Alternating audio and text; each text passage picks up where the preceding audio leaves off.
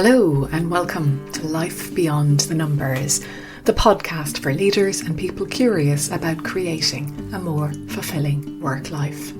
I'm your host, Susan Ní Chríodáin, and I help people in leadership make sense of themselves and their work life, especially in times of uncertainty, transition and difficulty.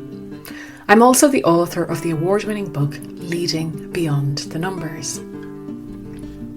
And I love real conversations, the ones that invite you to truly listen, that create space for reflection, to be heard and to feel understood. Together with leaders and fellow explorers, we shine a light on what shapes our work lives, both from the outside and the inside. Join us for stories, insights and perspectives that keep humanity at the heart of work.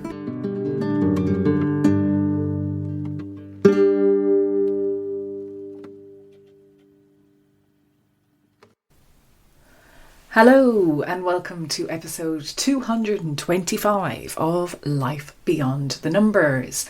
This episode is going out on May 14th, 2026.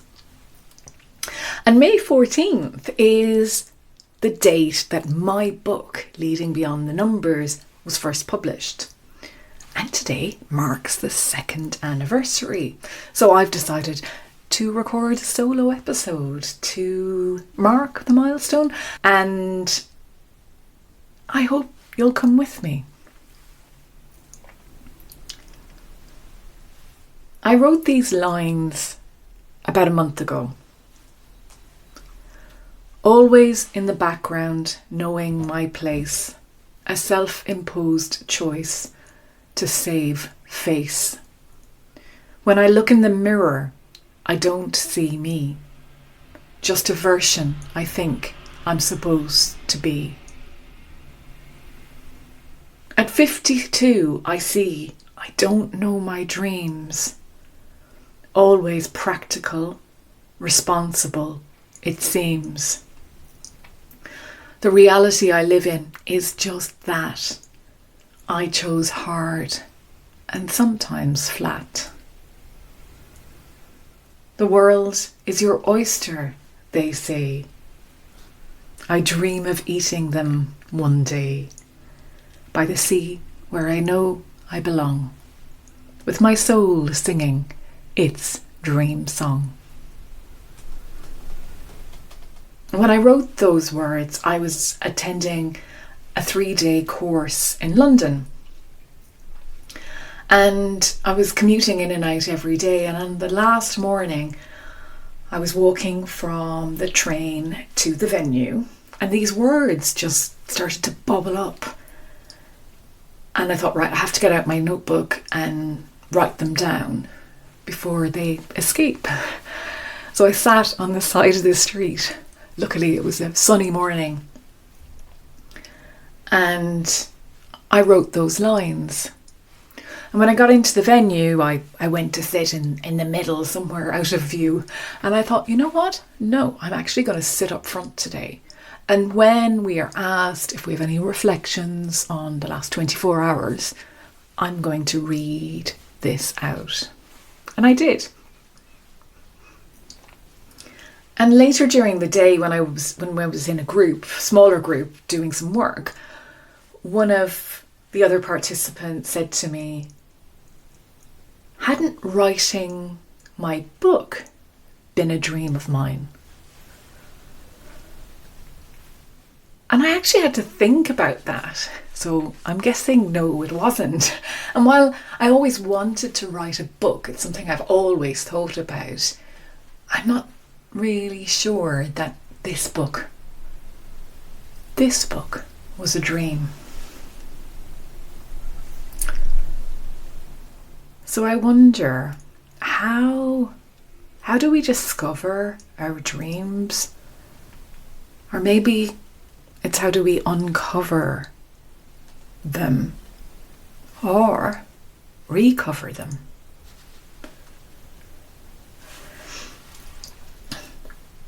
I was on a Zoom call recently with someone who told me a story about how they'd finally left their job.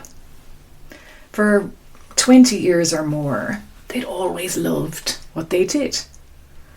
But that began to change a couple of years ago. And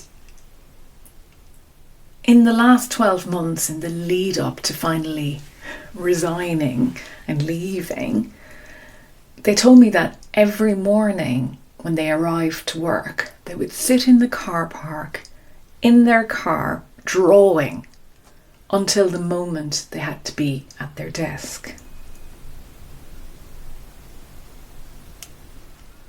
And that story reminded me of a job I quit fairly early on. I mean, I knew pretty much as soon as I started working there that I'd made a mistake, but I did last some months. And when I resigned, my boss barely acknowledged the resignation, and I wanted a reaction out of this person. So I told them that this week I had realised that the only reason I commuted an hour each way each day to this job was because I got to go for a swim at lunchtime in the local pool. So, do you ever wonder what you might be curious about in your own margins, in the background? What might be bubbling up? What's always there? And do you wonder if you have the courage to acknowledge that part of you has always known? And then what might be possible if you started listening, started paying attention?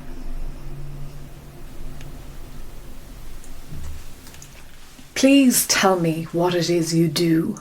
Happy to, though you might not believe it true.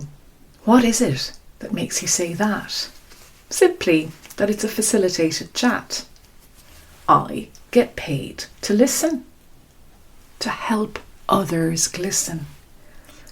It is a privileged role to play, one that inspires me every day. Why do people pay you to listen to them? Because often amongst all the mayhem is an elusive inner strength and inner knowing, perfectly attuned to what you need to get going. Listening is a skill and an art. To attune to this inner knowing part, and once this voice begins to talk, possibilities arise and we begin to walk our own path through the chaos, able to see a way beyond the impasse, keeping us stuck in our habitual thinking or the feeling that our world is shrinking.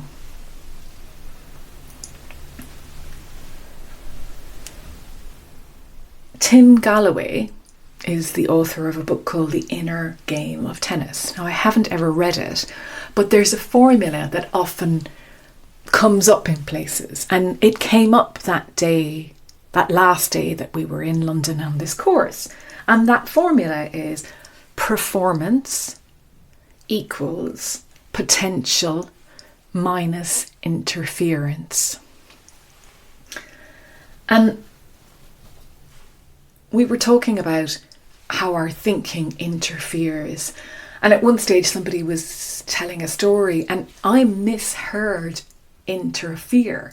And instead I heard inner fear. And actually just really made me think that isn't that all that interference often is inner fear. And fear kind of sounds like a strong word, and the thing about it is fear is clever. Fear masquerades and disguises itself very well as practical or responsible, or sensible, or logical, or rational. So we don't always notice that it's fear driving whether or not we decide to do something. And we don't have to listen to those thoughts. Sure, those thoughts arise and we create them. But just because we have those thoughts doesn't actually mean they're true. A bit like emotions, they're information, they're data. It's what we do with them that counts, and sometimes doing nothing or ignoring them. Not ignoring them in a way that's like, oh, I'm not going to think that. It's like, I don't have to think that. I don't have to buy into that story. I don't have to follow it. I mentioned at the outset that this is the second anniversary of the publication of Leading Beyond the Numbers. And I know it's a bit of a cliche, but it really has been a roller coaster over the last couple of years. And I'm not going to go into lots of details, but just a couple of illustrations of that. So there was the initial high of the buzz around publication, followed by the low of when it dropped off the number one spot on Amazon and the world simply moved on, as it does. And then there was the high of the first royalty statement and the subsequent low of pretty much every statement since then. The highs of seeing a photo of my book in the window of the Dingle bookshop, the town I grew up in, and seeing the book in bookshops here in Oxford and seeing it in photos of people reading it that were kind enough to send them to me. And then there were the lows of waiting to see it more, wanting to see it more. There were the highs of hearing from readers and the lows of not hearing from readers. And there was the high of walking into a cafe here in Oxford and seeing somebody actually holding a copy of my book in their hands and reading it. A stranger in a cafe. And then the low of walking into one of those bookshops in Oxford at least 18 months after the publication and seeing that the copy I had signed around the time of publication was still on the shelf. But one thing that always brings me joy is when a reader tells me why my words were meaningful to them or left them with a precious gem.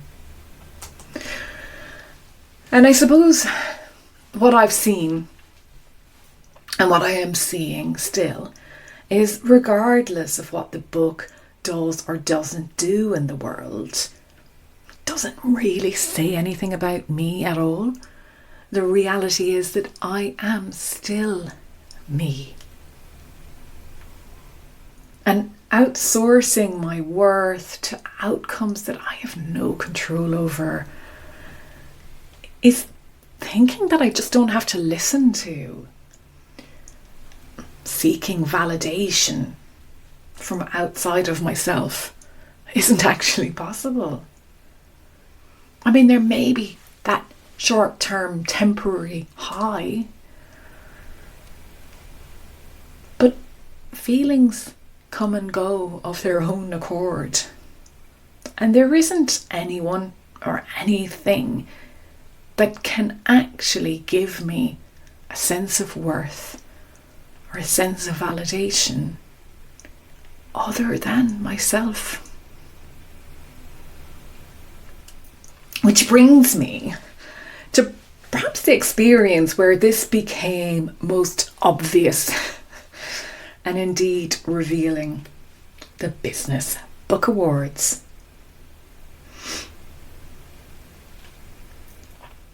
So my book was submitted into the leadership category of the Business Book Awards in 2024 here in the UK. And I had my doubts about submitting it to that category because would it really stand out? Maybe it would perform better in a category with fewer entries.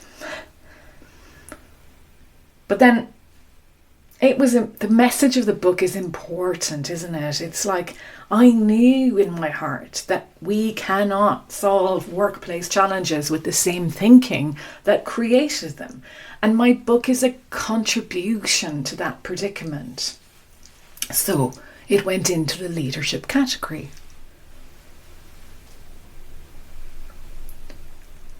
And there was probably 2 months between submission closing and the reveal party, which took place in mid-April last year. And in that period of time, in that space between those two things, I began to listen to a whole load of thinking, a whole load of self-doubt. My book would never be shortlisted, so there's no point in going. No one wants to read it. No one has anything to say about it. They'll never pick my book. They won't get it. They just won't get it. It's too this. It's too that. It's too the other. And one of my all-time favourites, it'll just get rejected because they won't be able to pronounce my surname. So in that space, I was somehow devising a scheme to protect myself from potential rejection and inner fear, I guess. And I could see that that was a familiar pattern in my life. And I suppose what dawned on me, or what I saw in that, was that nothing, absolutely nothing, had changed between submitting and the date of the reveal, other than the thoughts that I was having, that I was paying attention to, as if they somehow were real. I was using my thinking against myself. I created those thoughts. They were a work of fiction.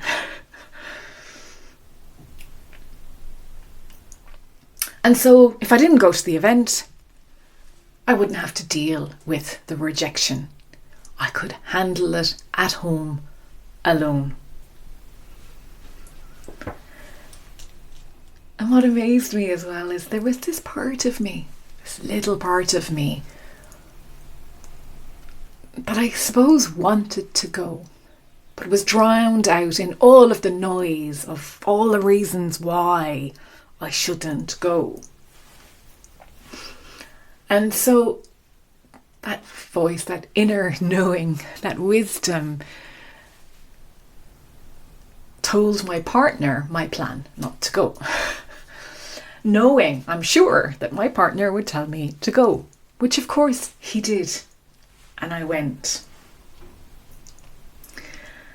And it was a lovely April day, and I got off the train in Paddington and walked to the venue, which I think was about an hour's walk. And I was hoping in that time to glean some wisdom from the streets as I walked. And I arrived actually to the venue feeling relatively relaxed. I did bristle a little when I got in because it was full of life in there, all of these hopeful authors buzzing around the place, and maybe hiding insecurities, maybe not, maybe masking inner fears, maybe not. Before long, we were ushered into the main room for the reveal to take place. And it was packed. Like, the room was packed. It was great. There was standing room only. And I was sitting in a row with 3 other authors from Practical Inspiration Publishing. And 2 of them I knew quite well. But the third person, Martin, who was sitting to the right of me, I didn't really know at all. Just knew him to see him. And we both had books in the leadership category.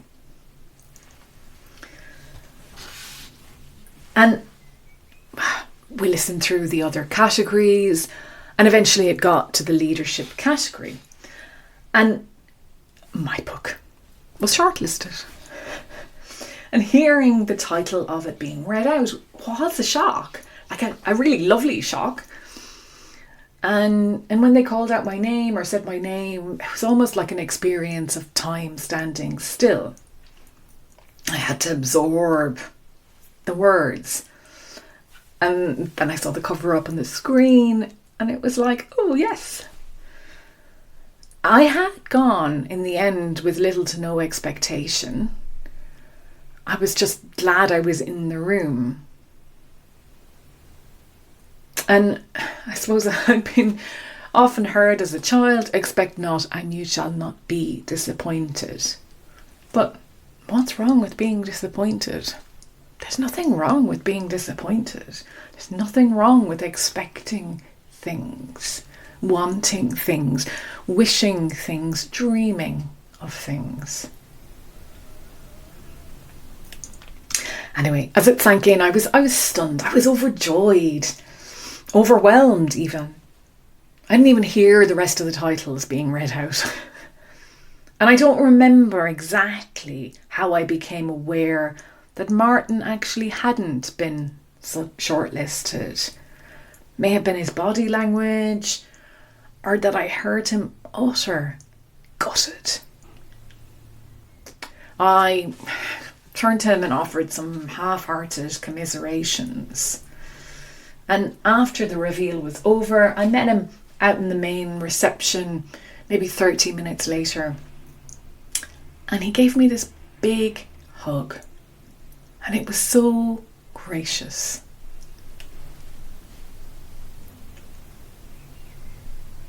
Our thoughts, they constantly come and go, except for the ones that want to show they've something to prove or protect us from. They're hard to see through. How could they be wrong? It's not that they're wrong, it's that they are fiction. A story we create so easily with conviction, not realizing it is an artificial restriction, as our brains run on creating prediction. Because we predict, we can always change. Once we settle, get quiet, things rearrange. From this place you can call your own. What is. It can even feel like home. Once here, you connect with your me, the one you've always been and always will be. You'll want to stay here to see what you receive, that which is never found in the land of make-believe. And the morning after the reveal, I woke wondering if it had been all a dream. Was leading beyond the numbers really shortlisted? It was, and to think I nearly didn't go. At breakfast, I was filling in himself on the events of the previous evening, and to my surprise, one of the things that stood out most for me was Martin's hug. I'm not sure that I appreciated it fully at the time, but there was something in that moment that drew me in. About a week later, I messaged Martin on LinkedIn to see how he was and simply to let him know the impact that his hug had had on me. And I also wondered if he might be open to exploring the contrast of our experiences. one moment, two people, same category, different outcomes. And honestly, I couldn't have imagined what that would bring to my life. And Martin and I have met several times since. I mean, he keeps count. I think it's gone past 20 at this stage. and I don't, but it's not that I don't keep count. I value each one of our interactions. And in fact, we met this week in Oxford even. And we sit in the middle of those feelings, that thinking. And we do so honestly, thoughtfully, with curiosity and courage. And it wasn't just about the shortlist, but the stories that lie underneath them all. The doubts, the hope, the sorrow, the joy, the fears. And there's something about bringing that out into the open. Not the refined version that we see, the staged, managed version of life, but the parts that we usually hold back. And these are the conversations that are so rarely had. Ones that are raw, reflective, resonant. Ones that reveal.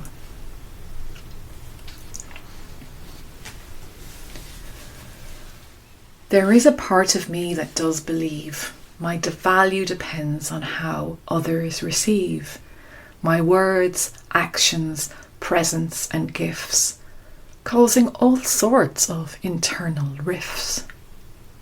And while other parts do rally round, enabling me externalise some of what I've found, this part has disproportionate say, and very often gets in its own damn way. We're at a threshold, this part and I. It's time for you to retire, for that identity to die. For my value is steeped in my being here. How others respond is not something to fear. I can express my true self without justification. If you don't get it, I don't owe an explanation. My words were never meant to be diluted. Their value to the world was not being disputed. Thank you sincerely for all you have done to keep me safe. You've had a great run.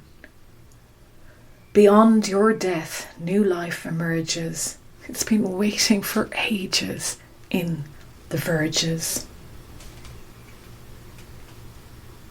So yeah, I write poems now. I know, I'm surprised. Maybe even more surprised than you might be. I never knew that this was something I could do. And the poems often know more than I do. That's what I've learned about it. And David Whyte would say that poetry is the act of overhearing yourself say something you didn't know you knew. And that's what I find amazing, is you didn't know you knew it. It's there all along, waiting for you. And about a year ago, I recorded the audiobook version of Leading Beyond the Numbers. And after I'd finished recording, Rob Lawrence, who had worked with me to produce it, did a short form interview for posterity. And right at the end, he asks me what I learned about myself. And here is what I actually said.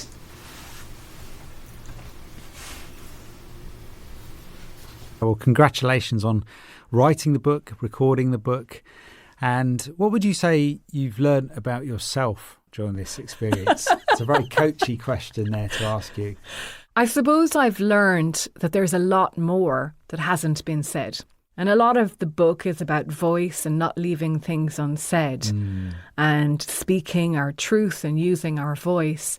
And I sometimes realise that I don't use my voice as much as I could. And I can retreat from things that maybe it would be better if I said something, not for the sake of saying it, but saying the thing that is just bubbling under the surface. And in a way, that's what writing the book does. It brings the things to the surface that wouldn't necessarily come through otherwise. So I don't think that's done. I'm not saying I'm getting on to write another book or anything.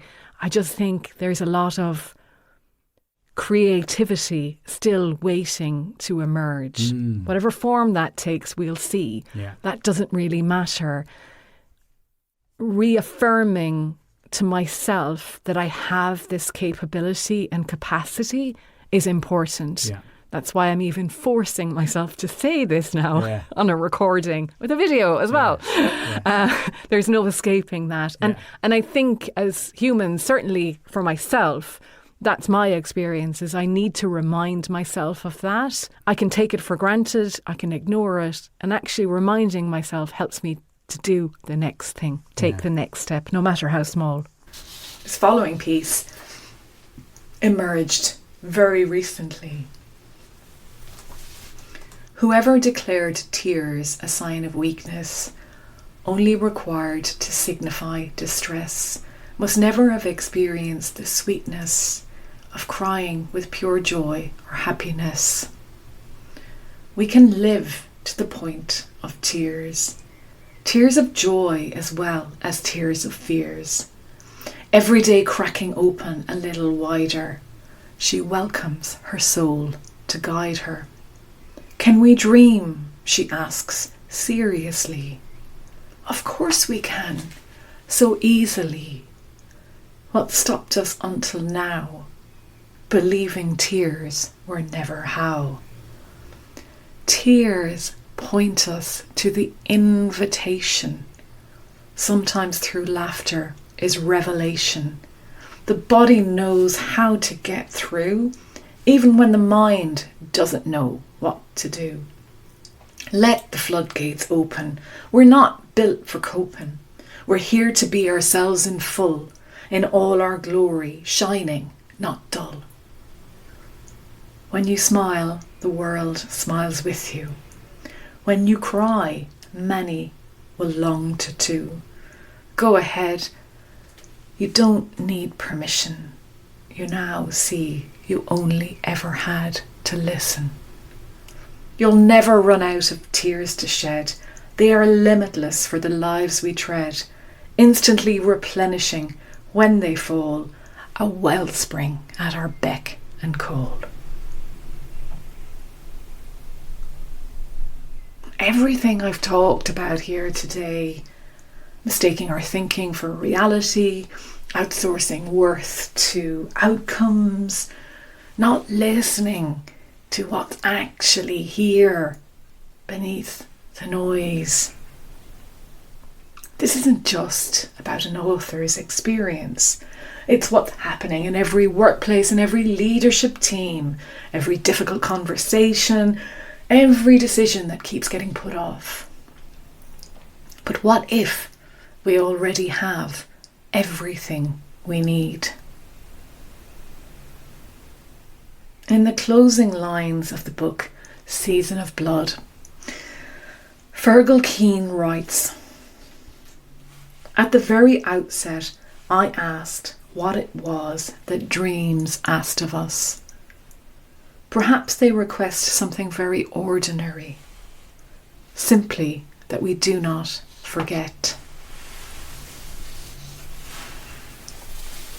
And Fergal was obviously writing about bearing witness to the atrocity of genocide in Rwanda and about not forgetting man's inhumanity to man, to remember how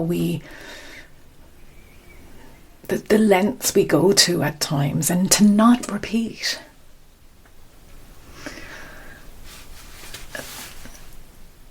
And I read that book probably first in, I don't know, maybe the mid 2000s, and those lines have always stayed with me. And I see something new in them every time. I think that's the beauty, isn't it, of other people's words. So his words do ring true in other ways. And I suppose today what I'm thinking about those words in particular is the more we tune into who we are, listen for that, our true self, our dreams, and the life we are made for, the more it is possible that we see it is there waiting for us. And when we listen, when we really, really listen, it will reveal itself. Are you listening? Are you listening?